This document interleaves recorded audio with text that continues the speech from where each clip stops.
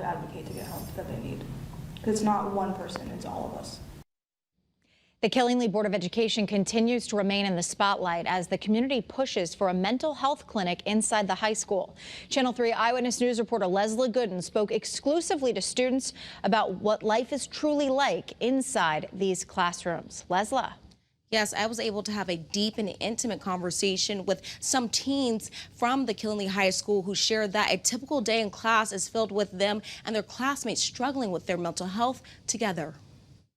Like, they know how much effort that takes to go and ask someone at school for help, saying like, oh, I don't know if I'm going to be able to graduate because I can't see myself living that long. This is Olivia, Ayla, Lily, and Alyssa, who all currently attend Killingly High School. The girls throughout the conversation are like normal teenagers, talking about their favorite shows and dreams after graduation. The Walking Dead made me anxious. I started that one and I couldn't finish it because it was boring me.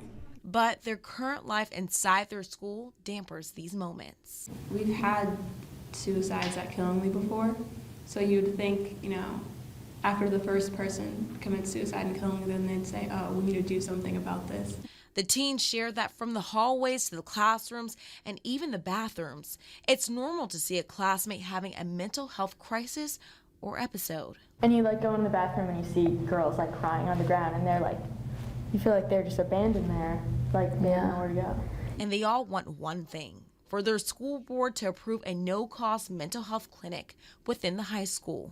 Even if they don't see the therapist, I feel like knowing that your school board or your school system is trying and cares about your mental health would just comfort a lot of people. The board rejected that proposal for the clinic and thus began the fight from the community to change their decision. When asked the girls what is causing this crisis, they said, we're the generation that's had quarantine in our school year, but also in Killingly we've had a lot of deaths among students. We've had a staff member pass away, and that loss, it doesn't just go away after a couple of years, and I think that it had a lasting effect on a lot of the students. Leaving many like Olivia feeling hopeless.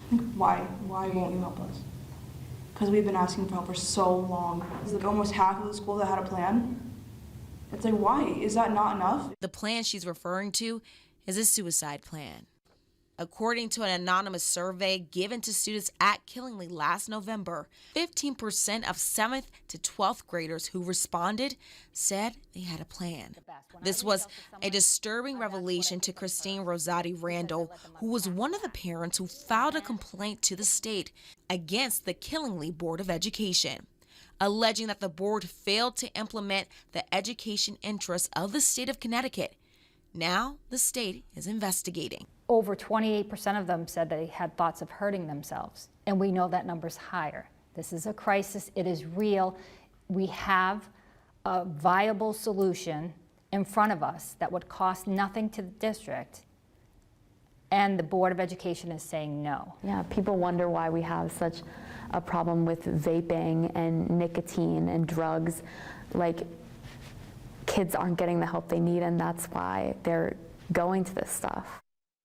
The state is expected to announce their findings any day now, and we reached out to the state and the Killingly Board of Education about the status of this investigation, and we were told they will not be commenting. And Killingly High is graduating tomorrow, and the seniors told me just a few moments ago they are wearing green ribbons in support of getting that school-based mental health clinic.